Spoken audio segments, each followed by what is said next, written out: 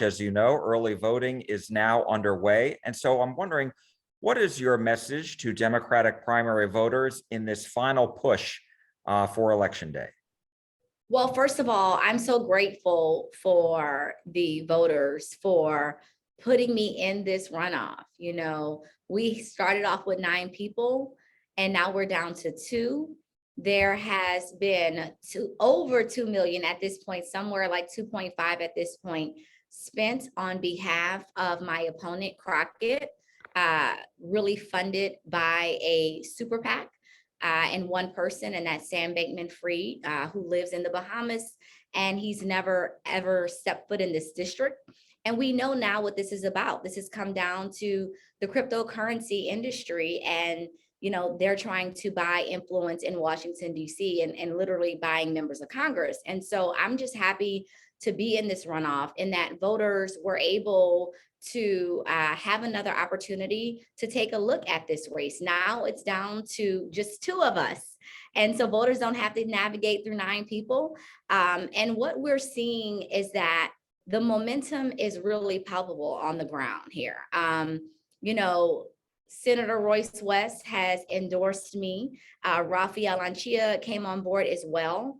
And my message is getting through, that this race is really come down to my opponent's rhetoric versus my results. When you really take a look at myself and my opponent, it's clear. One of us has actually delivered for North Texas, and the other has simply talked about what she claims to have done, misrepresenting herself as Botham Jean's lawyer, and as his family's representative, was horrible. And the mother had to finally come out and ask her to stop. And also, obviously, taking this money, welcoming in $2 million into this race. But the message is resounding that we will not be bought, that this election is not for sale, that Congressional District 30 is not for sale. And so I've been able to talk about my record, the fact that in this race, I am the only person that has federal legislative experience, having served as a chief of staff for Congressman Vesey, having served on the U.S. House Rules Committee. I have the experience. I am the most qualified, I am the most experienced, and I am the most prepared to serve on day one. And Jack, I will say that right now, we just do not have time to waste. I'm knocking on doors and talking to voters, and I'm hearing their concerns. When I'm knocking on doors, they're not asking me about, where I land in party affiliations, or whether or not I'm moderate or progressive. They're saying, what are we going to do about healthcare?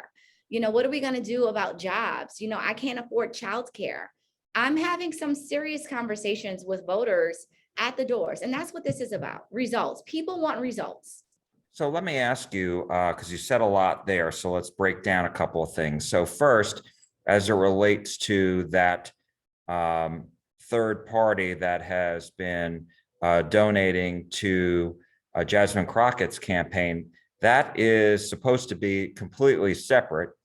And when we've asked her about it before, she says she's had no contact with them. So, and that's by law. And so I'm wondering, do you have any proof that she's violating the law as it relates to campaign finance? Because she says she's had nothing to do with that. That's their decision. Right. So Crockett definitely, what we've seen is that she has issue with representing the truth. In this instance, let's just break this down because people are confused about this. So the Texas Tribune, there's an article, and in that article, Jasmine Crockett says on record, I've had a conversation with them, we talked, and I welcome the support. That's not my words, those are her words. So there has absolutely been a conversation. That's just fact. Again, that's her words. But it is an independent expenditure.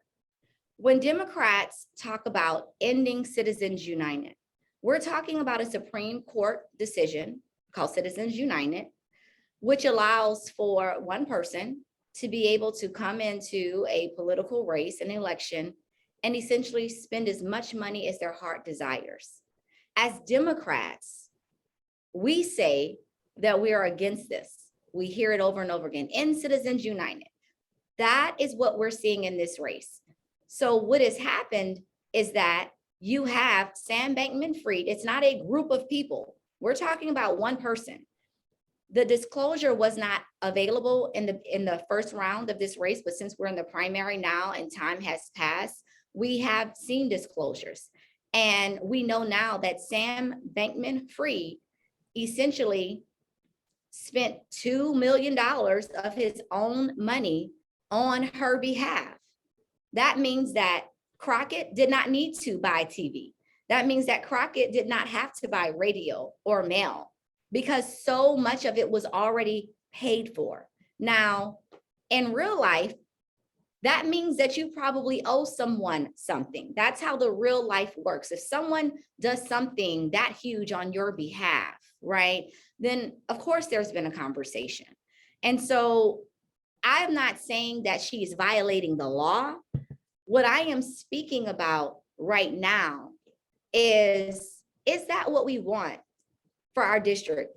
Is it that we want a member of Congress who is going into Congress to be a representative for one industry? The other side of this is that she was interviewed and she was asked about this issue. And she gave a story about a friend of hers who had gotten out of jail and had $11,000 and, put it all in cryptocurrency. And now he's a multimillionaire. That's dangerous because people listen to elected officials and they view what we have to say as credible. But now we see what's happening in the market. We see that, Sam Bankman-Fried has actually lost half of his net worth in real time. Cryptocurrency is having some problems. And so where Biden is on this issue is that we simply need to inform consumers. We need to make sure that they understand what they're getting into. We don't need members of Congress who are running around promoting any specific industry. Let me ask you this, because you also mentioned some of the people who've endorsed you, State Senator Royce West, State Representative Raphael Anchia, and I know longtime Dallas County Commissioner John Wiley Price and former Dallas Mayor Ron Kirk have endorsed you. And so my question to you is, what are they doing to help you campaign? First of all, thank you for that question. Number one, I do have to say one more thing is that I really looked forward, and we all looked forward. People who are supporting me, people who are supporting my opponent, and people who haven't made decisions. We all looked forward to an opportunity where both of us could sit together and have a public debate. We know that my opponent has refused to have a public debate. And that hurts voters. That's really what that does. And I find it very disrespectful to voters who have to make a very serious decision. And so what we're doing and what we've been focused on is getting out the message. And so that's what the people who have endorsed me that you mentioned have been helping to do, whether it's social media, whether it's their own networks. They have been helping to inform people of who I am because of the fact that for 23 years, I have been a public servant behind the scenes. When you're a chief of staff, you're not the member, so you're not the principal. So your name is not necessarily important. When you're a campaign manager, you're not the principal, you're not the one running for office. So your name isn't as important. And I've been very focused on being a coalition builder, on working with State Senator Royce West and Ron Kirk and Congressman Vesey and John Wiley Price and Raphael Anchia to get things done in North Texas. And I've been successful at it. 2006, leading the campaign when we turned Dallas County blue and electing the first African-American district attorney and all the judges and county-wides that came with him. And in 2008, helping to elect Wendy Davis. In 2010, helping to lead the effort for Clay Jenkins, who's now the county judge. In 2012, Congressman Mark Vesey managing his campaign. And then most recently, unifying Democrats around President Joe Biden in the Democratic presidential primary. This is what they know of me. They know my work. They know my commitment. They know my dedication. For over half my life, I have been dedicated and committed to the people of North Texas. So they don't have to wonder about who I am. And the difference is this, it's really simple. Eddie Bernice Johnson, when asked about Crockett and why she chose Crockett, she said, I didn't know her very well. That was her quote. Well, the people who are endorsing me, they know me very well. They know my track record. They know what I'm about. They know who I am. And that's the momentum that we are seeing in this race. It's really exciting on the ground. People now understand that there are two of us, and they now understand that they have a clear choice. And I'm so happy about the support that I am gaining. Just real quick, I would point out that I interviewed Congresswoman Johnson, and she was very clear in when she was making that endorsement, who she was making the endorsement for. But let me ask you this, though. As far as your top priorities are concerned, what are they going into this runoff? What are the big issues for you, and what are you hearing from your supporters? Yes. So, I am very keen on listening. And that's really what this has been coming down to.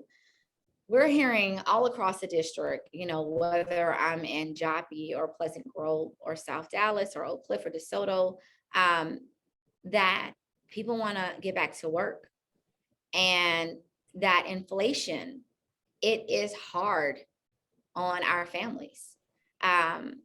We're feeling it, people are feeling it when they go to the gas station. People are feeling it when they go to the grocery store. There's a statistic in Dallas County that is alarming. 1 in 3 children live in poverty. In Pleasant Grove and South Dallas, that is the highest number of African Americans incarcerated anywhere in this state. We have some of the highest numbers for populations who are underinsured. We have the second largest mental health institution in the state. That's Dallas County Jail. We are dealing with so many issues. We're dealing with a housing crisis. And what I'm hearing from people as I talk to them at the door is that they're saying it is time for change. They are excited about new leadership in this city, and they are ready to see things look different in their communities. They have a lot of questions about what I will do. And one of the things that I've explained to them is, listen, I'm going to be here to be your partner. First of all, I see my job in a variety of ways as asking to be your next representative. Number one, there's legislation, and we need to fight for legislation that's important to our communities, like voting rights, like passing the George Floyd Act, like this money that we're seeing that's come down, this $27 billion that's coming to Texas. We need to get our fair share of that money. And I am positioned to be able to use the relationships that I have and the understanding of the process to make sure that Congressional District 30 actually gets the money to our communities that are in the most need. But also we talk about constituent casework.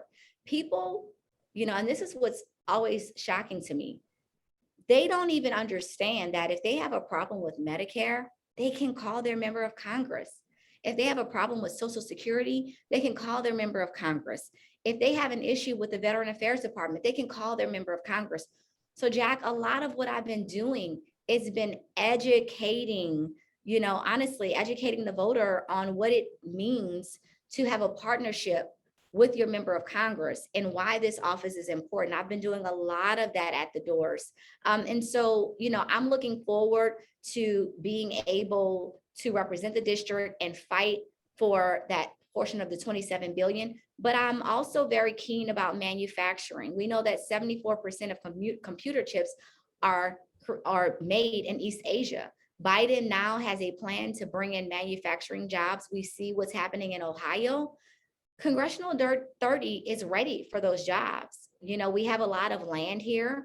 We have a lot of room where we can bring in manufacturing, and we need to stimulate this economy. We need those jobs here. So I'll be on the front lines of that as well. 2 other questions, and I appreciate your time. First, as it relates to inflation, as it relates to the high gas prices, what solutions do you foresee are there for those issues? Well, look, number one, we are way too reliant on other parts outside of the United States. I mean, it's kicking the can down the road. We have to really be more thoughtful about our diversity in this industry, right? And diversifying the portfolio. The fact that we are so dependent on, people outside, the Middle East and Russia when it comes down to oil and gas, that's a problem. We've got to get in a better situation so that we are just not beholden. And as we see right now, that what is happening is that this war on Ukraine is affecting all of us. And we've got to get out of that. But the only way that we can do that is to be honest with where we are. In Texas, we have always been leaders in the in the energy industry. Now it's time for us to continue to be leaders when we talk about wind and solar. We should be at the forefront of renewables as well. We know that there are companies that are traditional oil and gas companies that are looking to diversify. We need, as members of Congress, to really encourage them to do so, to provide incentives for them to do so. Because if we do not, we will continue to find ourselves in this situation. It's just that simple. Well, Republicans will point out that the US was energy independent under former President Trump, and that now that doesn't seem to be the case. And they blame President Biden for the issues that we're facing, the high gas prices, and for canceling the big pipeline project, up north, connecting all the way down to Texas, the XL pipeline from Canada. And so I'm wondering, what do you say to that? Well, first of all, that's a stretch to say that we were independent on Trump. I mean, that is a stretch, first of all. In terms of the Biden administration, I will say this, as a Democrat, he's being pulled in various directions around this issue. But in terms of me and my stance, I believe that we have to diversify. In a state like Texas, where we understand that we are a producer, number one, we have to go into this thinking about that and jobs in the economy and jobs right here. But we also need to maintain, the fact is, when we think about global warming and climate change, we've got to do our part, right? It's not enough to just say, oh, this is how things are. What about the next 10 and 20 years? We know that right now, Texas is hotter than it's ever been.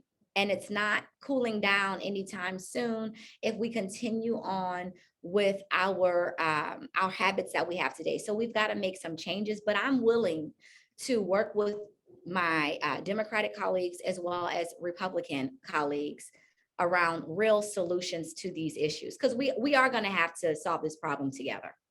Let me ask you about abortion. We don't know yet exactly how the US Supreme Court is going to rule on the Mississippi case. We all saw the draft majority opinion, though, that indicated that the Supreme Court may very well overturn Roe v. Wade. If that happens, as you know, the Texas legislature last year passed a bill, the so-called trigger law, that would ban most abortions if Roe v. Wade is overturned. And so I'm wondering, what is your answer to that? Number one, we have to codify Roe v. Wade. We have to do that. Number two, as a woman, as a Black woman, and a Texan, we realize that we are on the front lines of a lot of these battles. When we talk about women's rights, voting rights, the rights of the LGBTQ plus community, the fact of the matter is that we have people who are intentionally turning back the clock in real time. And we watched how Trump stacked these courts, whether it was district, federal, and now we're looking at the Supreme Court. I truly believe that we have got to consider making additions to the Supreme Court. I think that is time that we do that. And I also think that we need to be able to actually deal with these issues in the Senate as well. And a part of that is ending the filibuster. And so there are several ways that we have to approach this, but from where I sit, we have to use every tool that we have. Because I have a 7-year-old daughter and a 3-year-old son. And the fact that in 2022, a woman does not have autonomy over our bodies. As an African American, my vote is being suppressed and I'm being disenfranchised. Who would have thought that we would even be talking about this in 2022? So whether it's us looking at the courts, whether it's codifying Roe v. Wade, whether it is looking at legislation and ending the filibuster, we've got to do every single thing in our power to beat this back. We've got to be, as Democrats, just as serious about people maintaining their freedoms and their rights in this country as Republicans are being as taking them away. And my last question to you, just reacting to what you said, do you have any concerns about the impact on the Supreme Court by adding justices? You know, listen, I have a concern for my children. I have a concern for my freedoms in this country, and that takes priority, period. All right, Jane Hope Hamilton, Democratic candidate for the 30th Congressional District. Thank you so much. We appreciate your time. Hey, Jack, I appreciate it. Thank you so much.